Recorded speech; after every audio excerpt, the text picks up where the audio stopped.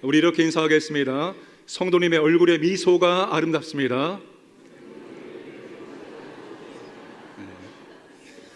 입을 열고 미소를 지어야지, 입을 다물고 미소를 지으면 미소가 안 지어집니다. 어느 마을에 꽃집 두 곳이 있었습니다. 한 집은 가게가 작고 꽃도 종류가 없었습니다. 그러나 손님들의 발길이 끊이지 않았습니다. 다른 한 곳은 가게도 크고 여러 종류의 꽃이 풍성했지만 별로 손님들이 찾지 않는 것입니다. 장사가 잘 되지 않았어요. 참으로 이상한 일이죠. 도대체 저 가게에는 무슨 꽃이 있길래 단골들이 저렇게 많은 것인가. 장사가 안 되는 집은 가게를 더 넓히고 더 많은 종류의 꽃들을 가지고 왔습니다. 며칠은 장사가 되는 것처럼 보였지만 또다시 고객들의 발길이 끊어지게 되었습니다. 한참 뒤에 알게 되었습니다. 장사가 잘 되는 꽃집에는 돈 안 받고 덤으로 주는 주인의 웃음꽃이 있었기 때문이었습니다. 하나님의 얼굴에 미소를 보고 하나님께 나와서 예배하고 우리도 하나님께 우리 얼굴에 미소를 올려드리기를 주님의 이름으로 축복합니다. 오늘은 축복의 내용으로 말씀의 은혜를 함께 나누도록 하겠습니다. 첫 번째 복을 주시고 지켜주시는 복입니다. 24절에 여호와는 내게 복을 주시고 너를 지키시기를 원하며. 하나님은 우리에게 복을 주시는 분이십니다. 하나님께서 아담과 하와를 창조하시고 그들에게 첫 번째 했던 것은 그들에게 바로 복을 주시는 것이었습니다. 창세기 1장 27절과 28절 보시면 하나님이 자기 형상 곧 하나님의 형상대로 사람을 창조하시되 남자와 여자를 창조하시고 하나님이 그들에게 복을 주시며 하나님이 그들에게 이르시되 생육하고 번성하여 땅에 충만하라. 하나님께서 아담과 하와에게 복을 주시고 사명을 감당하도록 하셨습니다. 오늘 우리는 하나님께 은혜와 복을 받은 다음에 사명을 감당을 해야 하는 것입니다. 하나님께서 우리에게 어떠한 복을 주실까요? 크게 두 가지 복을 주십니다. 눈에 보이는 복과 눈에 보이지 않는 복입니다. 구약에서 말하는 복들은 눈으로 확인할 수 있는 복입니다. 그래서 현세적인 복이고 물질적인 복입니다. 레위기 23장과 신명 28장에서 이 눈에 보여지는 복을 자세하게 소개해 주고 있습니다. 신명 28장 3절에서 6절까지 말씀 믿음으로 함께 읽도록 하겠습니다. 성읍에서도 복을 받고 들에서도 복을 받을 것이며 내 몸의 자녀와 내 토지의 소산과 내 짐승의 새끼와 소와 양의 새끼가 복을 받을 것이며 내가 들어와도 복을 받고 나가도 복을 받을 것이니라. 아멘. 아멘. 이 말씀 믿음으로 읽으면 막 복이 내 마음속에 막 밀려 들어온 것 같죠? 3분은 역시 아멘 하시는군요. 출산과 자손이 번성해지는 복, 풍요로운 땅을 주시는 복, 땅의 소산을 풍성히 거두는 복, 건강과 장수의 복, 번영하고 성공하는 복, 이 눈에 보여지는 현세적인 복을 하나님께서 주신다는 겁니다. 또한 눈에 보이지 않는 영적인 복과 내세의 복을 하나님께서 우리에게 주십니다. 구원, 죄사함, 믿음, 하나님의 자녀가 되는 복, 기도 응답의 복, 말씀이 믿어지고 깨달아지는 복, 그리고 기쁨과 감사와 소망과 평강과 영생과 천국의 복을 우리에게 주십니다. 눈으로 확인할 수 없지만 다 영적인 복에 해당되어집니다. 또 예수님의 거룩한 성품을 닮아가는 복, 산상수훈의 8복과 성령의 9가지 열매, 모두 눈에 보이지 않는 영적인 복입니다. 하나님께서 우리에게 눈에 보여지는 물적인 복과 눈에 보이지 않는 영적인 복을 주시는 하나님이십니다. 그런데 눈에 보여지는 물질적인 복은 눈에 보여지지 않는 영적인 복에 비하면 빙산의 일각에 불과하다는 거예요. 그 빙산의 일각에 불과한데 우리는 눈에 보여지는 물적인 복을 너무나 추구한다는 거예요. 그 눈에 보이는 복보다 더 넓고 깊은 더 풍성한 영적인 복이 우리에게 있습니다. 육신적인 복, 눈에 보여지는 복도 받으시고 눈에 보이지 않는 영적인 복을 더 풍성히 받고 누리시기를 주님의 이름으로 축복합니다. 그런데 사도 요한은 사랑하는 가룟을 축복하면서 복의 순서가 있다라고 말합니다. 요한삼서 1장 2절 말씀, 사랑하는 자여 내 영혼이 잘된 같이 내가 범사에 잘되고 강건하기를 내가 간구하노라. 우리가 하는 모든 일들이 잘되는 것은 다 하나님의 복입니다. 나이가 들수록 우리에게 더 필요한 복이 바로 건강의 복입니다. 우리에게 어르신들은 이 건강의 복을 다 받으시기를 축복합니다. 그러나 사도 요한은 내 영혼이 잘 되는 것이 먼저라고 말합니다. 그 다음에 범사가 잘 되고 강건하기를 바란다고 축복합니다. 영적인 복은 우리 눈에 보여지지 아니하고 영적인 복을 조금 받지 못해도 우리가 삶을 살아감에 있어서 별로 어렵지 않습니다. 그래서 우리는 이 영적인 복보다도 눈에 보여지는 복을 더 추구하는 그런 경향 속에 있습니다. 그러나 영혼이 잘 되는 복이 먼저입니다. 믿음이 먼저입니다. 하나님과의 관계가 먼저입니다. 하나님과 바른 관계를 맺는 것이 다른 어떠한 은혜와 복을 구하는 것보다 먼저임을 믿으시기를 바랍니다. 시편 106편 14절과 15절 말씀을 보시면 광야에서 욕심을 크게 내며 사막에서 하나님을 시험하였도다. 그러므로 여호와께서는 그들이 요구한 것을 그들에게 주셨을지라도 그들의 영혼은 쇠약하게 하셨도다. 이스라엘 백성들이 광야에서 하나님께 구하는 것들을 하나님께서 다 주었습니다. 목이 마르다 할 때 하나님께서 반석을 치심으로 말미암아서 샘물을 그들에게 허락하셨고 매일매일마다 하늘에서 만나가 내리심으로 그들의 배를 채우셨고 하나님 우리에게 고기를 달라고 요구했을 때 하나님께서 메추라기를 지면에 가득히 내리심으로 이에 고기가 낄 정도로 배부르게 먹게 해 주셨습니다. 하나님께서 이스라엘 백성들이 요청했던 요구했던 눈에 보여지는 물질적인 복을 다 주셨을지라도 그들의 영혼은 쇠약하게 하셨도다. 하나님이 그들에게 영적인 복을 주지 않았다는 거예요. 하나님이 그들에게 영적인 복을 주지 않으니까 그들이 하나님의 놀라운 기적과 은혜를 체험하면서도 그들의 입술에는 불평과 원망이 떠나지 않았던 것입니다. 시편 51편 9절에서 12절 말씀을 보시면 하나님이여 내 속에 정한 마음을 창조하시고 내 안에 정직한 영을 새롭게 하소서. 나를 주 앞에서 쫓아내지 마시며 주의 성령을 내게서 거두지 마소서. 주의 구원의 즐거움을 내게 회복시켜 주시고 자원하는 심령을 주사 나를 붙드소서. 다윗이 밧세바를 간음을 함으로 말미암아서 하나님께서 다윗에게서 영적인 복을 거두어 가셨습니다. 하나님이 영적인 복을 거두시니까 그의 영, 그의 마음에 문제가 생기기 시작했습니다. 성령의 역사가 나타나지 않습니다. 구원의 즐거움과 감격이 사라집니다. 자원하는 마음이 사라지게 됩니다. 그때 다윗은 이스라엘 왕이었습니다. 그때 다윗은 모든 것을 다 소유했습니다. 명예와 권세와 권력과 부와 물질과 그리고 다른 나라들이 이스라엘에게 조공을 바칠 정도였습니다. 이 다윗은 그 당시에 물질적인 모든 복을 다 누렸어요. 그러나 그가 죄를 지음으로 말미암아서 하나님께서 영적인 복을 거두시니까 마음의 즐거움이 사라지고 마음의 우울함이 찾아오게 되는 것입니다. 신앙의 즐거움이 사라집니다. 신앙의 기쁨이 없습니다. 하고 싶은 마음이 들지 않는 거예요. 예배 드리고 싶은 마음이 들지 않는 거예요. 기도하고 싶은 마음이 들지 않는 거예요. 섬기고 싶은 마음이 들지가 않는 것입니다. 성령의 임재가 느껴지지 않고 성령의 역사가 임하지 않는 거예요. 성령의 임재와 역사가 임하지 않으면서 주의 일을 감당할 때 얼마나 버겁고 얼마나 힘든지 모릅니다. 하나님께서 영적인 복을 거두시니까 다윗에게 이러한 현상들이 나타나게 되었다는 거예요. 사랑하는 여러분, 두 가지 복을 다 받으시고 누리시기를 바랍니다. 그러나 순서는 영적인 복이 먼저입니다. 하나님과의 바른 관계를 맺는 것이 먼저라는 것입니다. 영적인 복, 하나님과 바른 관계를 맺으면 하나님께서 다른 복도 우리에게 주신다고 말씀하지 않았습니까? 너희는 먼저 그의 나라와 그의 의를 구하라. 그리하면 이 모든 것은 너희에게 더하시리라. 이 모든 것은 무엇을 먹을까, 무엇을 마실까, 무엇을 입을까, 현세적인 복, 물질적인 복, 이 복을 내가 너에게 더한다라고 하나님께서 약속을 해 주셨습니다. 아니요, 설령 우리에게 현세적인 복과 물질적인 복을 적게 준다 할지라도 하나님께서 우리에게 영적인 복을 넘치도록 주심으로 말미암아서 우리는 얼마든지 이 세상을 힘있게 능력있게 기쁘게 감사하게 살아갈 수 있도록 만들어 주신다는 거예요.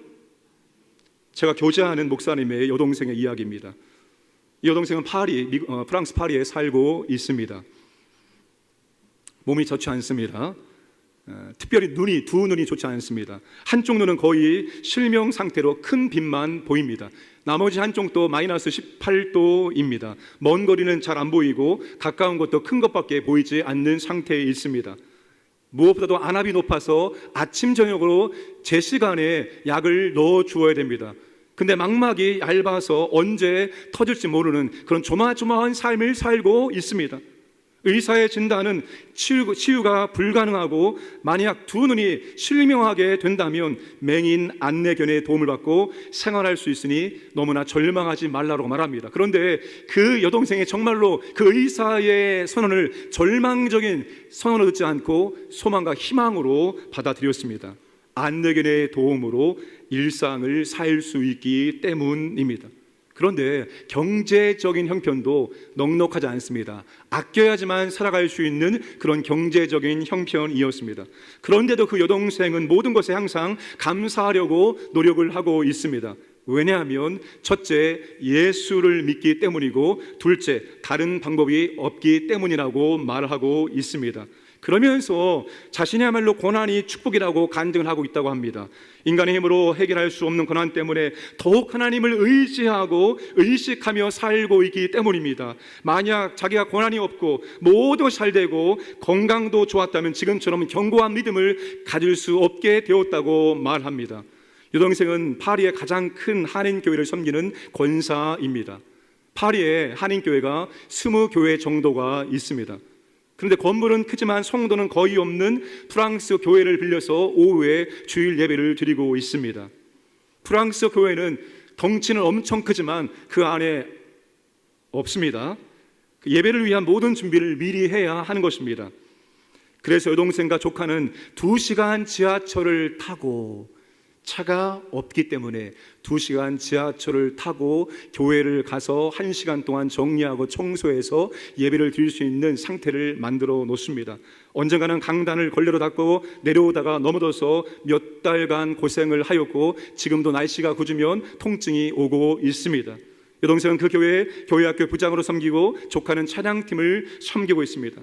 힘들고 어려운 환경 가운데 있지만 교회를 갈 수 있기 때문에 감사하고 예배 드릴 때마다 담임 목사님 여행 설교를 듣고 은혜를 받기 때문에 감사하고 아멘 나올 줄 알고 기다리는 거예요. 거의 유일한 외출인 주일 성수를 매주 기다리고 행복해하고 있다는 것입니다. 그분이 우리보다 나은 것이 무엇입니까? 두 눈이 거의 보이지 않습니다. 경제적으로 힘들고 어려운 가운데 있습니다. 그럼에도 불구하고 하나님께서 그에게 영적인 복을 주심을 말미암아서 물질적인 복은 적게 받을지라도 그의 삶에는 기쁨이 있었고 감사가 있었고 그의 삶에는 예배를 기대하는 마음이 있었고 그의 삶에는 말씀을 들을 때마다 은혜 받는 은혜가 있다는 것입니다. 오늘 우리가 때로는 물질적인 복을 적게 받을 수 있습니다. 그러나 영적인 복을 충만하게 받음으로 말미암아서 그거 적게 받아도 우리가 얼마든지 이 땅을 살아낼 수가 있고 또한 기쁨으로 감사하며 살아갈 수가 있다는 것입니다.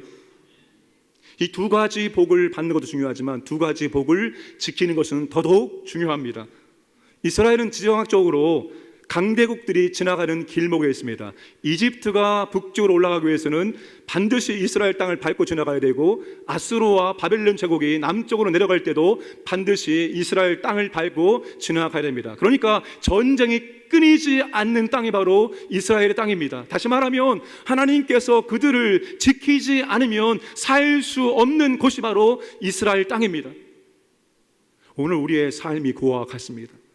우리의 삶은 하나님의 지켜주심으로 가능한 것이지 우리가 우리의 건강과 우리의 안전을 우리의 인생을 지키려고 발버둥친다고 해서 우리의 인생에 다 지켜지는 것이 아닙니다. 하나님이 우리의 믿음도 우리의 인생도 우리의 건강도 우리의 모든 것을 지켜줄 때 지켜지게 되어 있습니다. 다윗이 시편 18편 2절에서 이렇게 고합니다.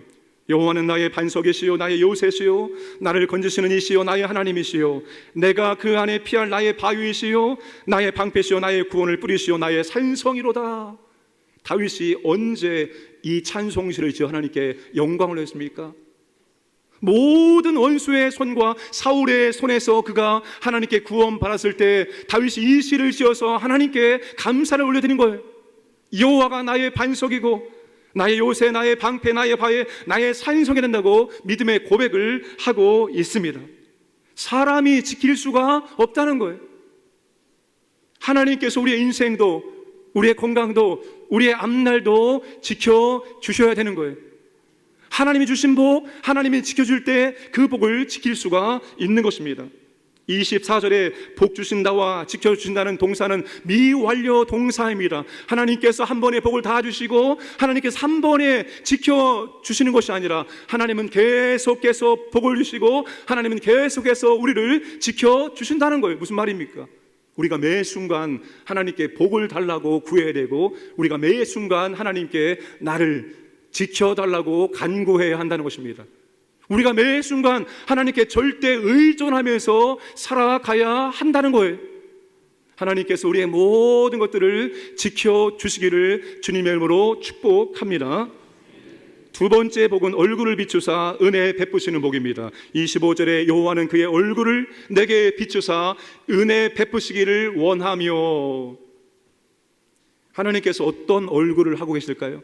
지금 하나님께서 어떤 얼굴을 하고 계실까요? 하나님 영이시기 때문에 얼굴이 없습니다.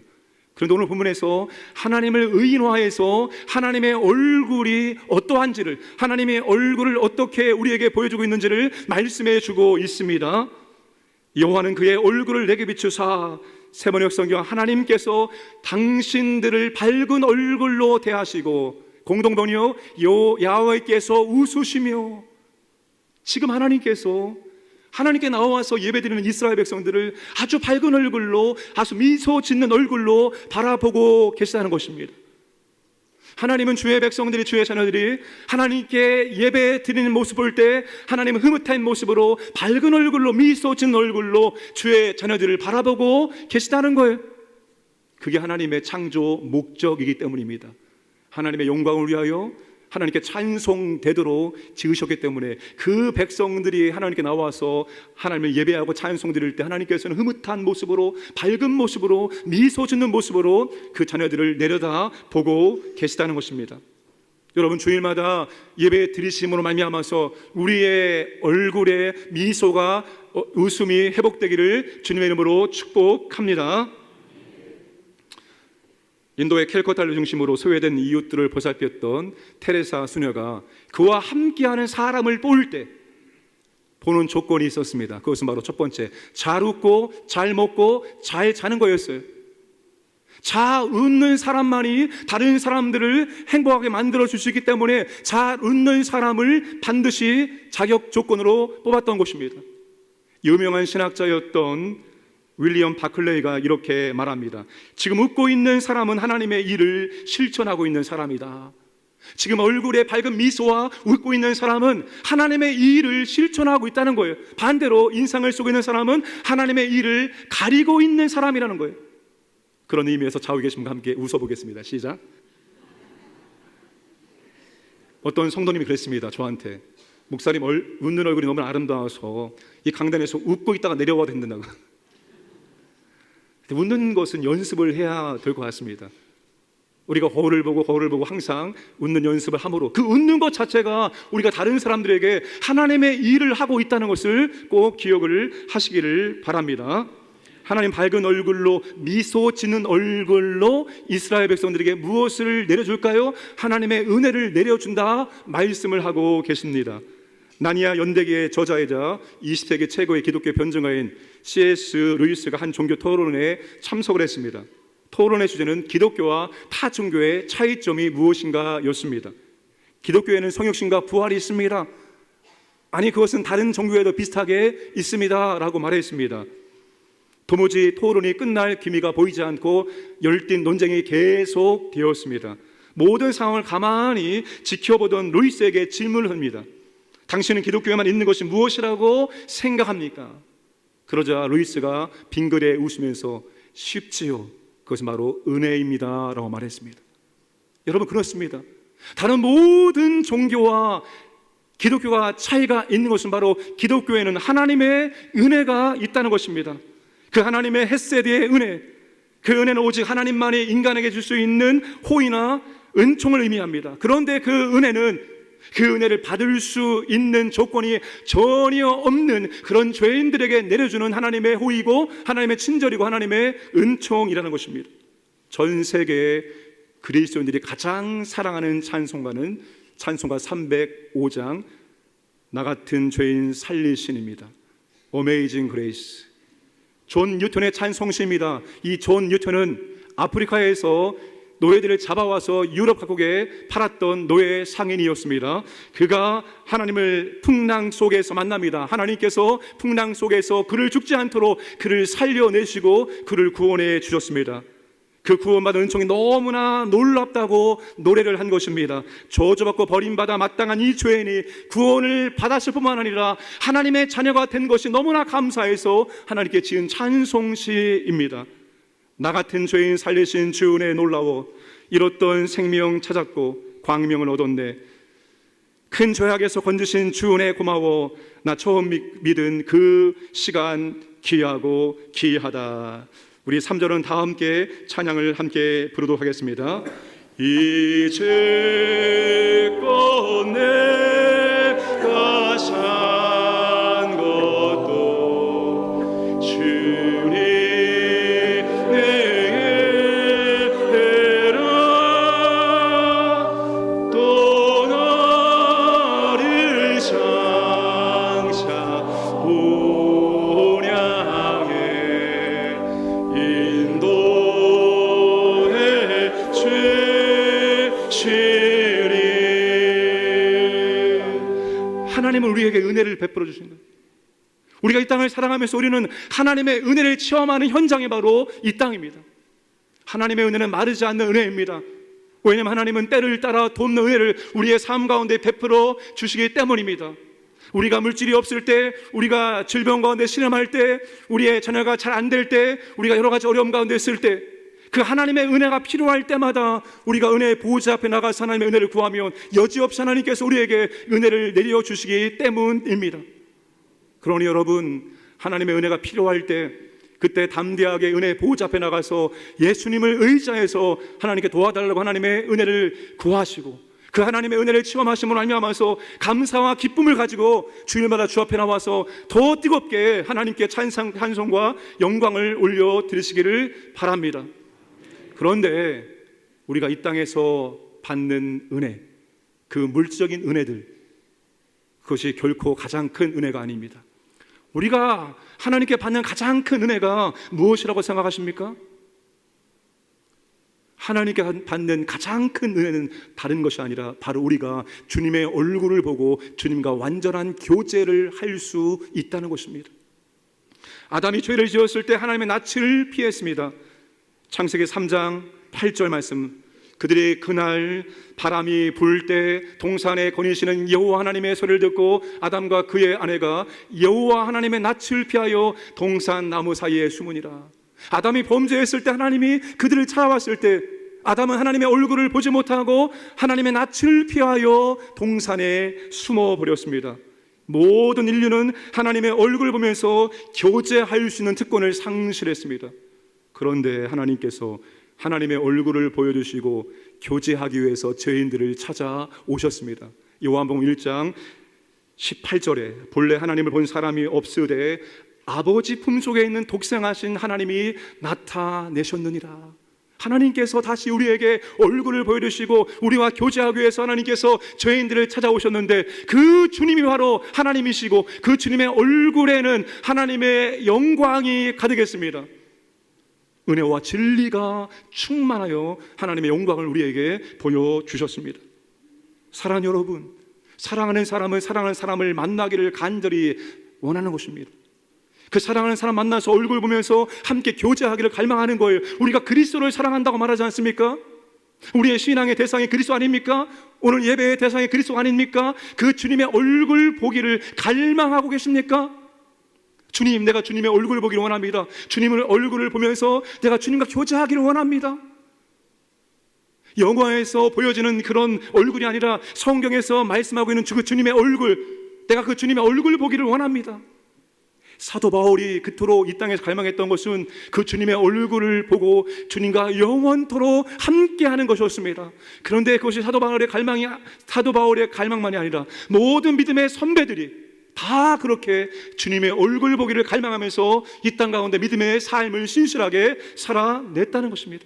찬송가 85장의 구주를 생각만 해도 이렇게 좋거든 주 얼굴 배울 때야 얼마나 좋으랴. 찬송가 428절에 그 밝은 얼굴 배울 때 나의 영혼 기쁘다. 찬송가 490장에 나의 놀라운 꿈은 정녕 이루어져 주님 얼굴 배우리라. 이 땅에서 나의 꿈이, 나의 소망이 무엇이냐? 우리 구주 예수 그리스도의 얼굴을 보면서 그분과 교제하는 것이 우리의 꿈이었다고 믿음의 선배들이 말하고 있습니다. 오늘 저와 여러분들의 꿈도 바로 그 주님의 얼굴을 보기를 원하고 그 주님과 함께 영원한 완전한 교제하기를 원하는 것이 되어야 한다는 것입니다. 우리 어르신들은 이제 세월의 흐름 속에서 우리의 겉사람은 낡아집니다. 그러나 우리의 속사람은 날마다 새로워지는데 그 새로워진다는 것 말에는 우리 주님을 더욱더 보고 싶어하는 갈망의 마음이 더 샘솟아야 한다는 거예요. 보이는 것은 잠깐이요 보이지 않는 것은 영원함이로다. 사도 바울이 고백합니다. 그는 점점 주님 앞에 가면 갈수록 그의 마음속에는 간절한 설렘이 있었습니다. 그 주님을 드디어 얼굴로 만나고 그 주님과 영원히 떨어지지 않고 교제하는 삶을 살 수 있기 때문입니다. 오늘 우리도 그 주님의 얼굴 보기를 기대하며 사모하면서 믿음의 길을 걸어가시기를 주님의 이름으로 축복합니다. 마지막 세 번째 복은 얼굴을 향하여 드사 평강 주시는 복입니다. 26절에 여호와는 그 얼굴을 내게로 향하여 드사 평강 주시기를 원하노라. 하나님께서 얼굴을 내게로 들어 올리신다는 것입니다. 하나님께서 얼굴을 돌리셔서 바라보신다는 거예요.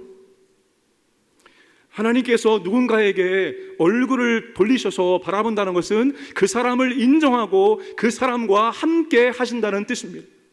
만약에 하나님께서 우리의 인생 가운데 하나님의 얼굴을 돌리시고 하나님의 얼굴을 숨기시면 어떤 일이 일어나게 될까요? 신명기 31장 17절 18절 말씀 함께 읽겠습니다. 내가 그들에게 진노하여 그들을 버리며 내 얼굴을 숨겨 그들에게 보이지 않게 할 것인즉 그들이 삼킴을 당하여 허다한 재앙과 환난이 그들에게 임할 그때에 그들이 말하기를 이 재앙이 우리에게 내림은 우리 하나님이 우리 가운데 계시지 않은 까닭이 아니냐 할 것이라. 18절 또 그들이 돌이켜 다른 신들을 따르는 모든 악행으로 말미암아 내가 그때 반드시 내 얼굴을 숨기리라. 하나님께서 얼굴을 돌리시고 얼굴을 숨기신다는 것은 나 너 싫어한다는 거예요. 나 너 얼굴 보기 싫다는 거예요. 하나님이 이스라엘 백성들에게 얼굴을 돌리시고 얼굴을 숨기시니까 그 이스라엘 백성들 가운데 무엇이 맙니까? 재앙과 환난이 임하게 되었다는 거예요. 하나님께서 사울 왕을 떠났습니다. 여호와의 영이 하나님을 떠났습니다. 여호와 영이 하나님이 사울을 떠나니까 사울 왕에게 밀려오는 것이 있었습니다. 그것이 바로 불안과 두려움이었습니다. 사울 왕은 다윗을 추격하고 있었습니다. 아주 수많은 군사들, 무장한 전사들로 이루어진 군대를 이끌어서 다윗을 계속해서 추격을 하고 있었습니다. 그런데 사울의 마음속에 불안과 두려움을 떨쳐낼 수가 없었습니다. 그래서 그 중무장한 병사들 가운데에서 사울이 잠을 자면서 그의 머리맡에는 창을 두었습니다. 마음이 놓이지 않는다는 거예요. 모든 것을 다 갖추었는데 불구하고 그의 마음의 두려움이, 불안함이 엄습해 왔기 때문입니다.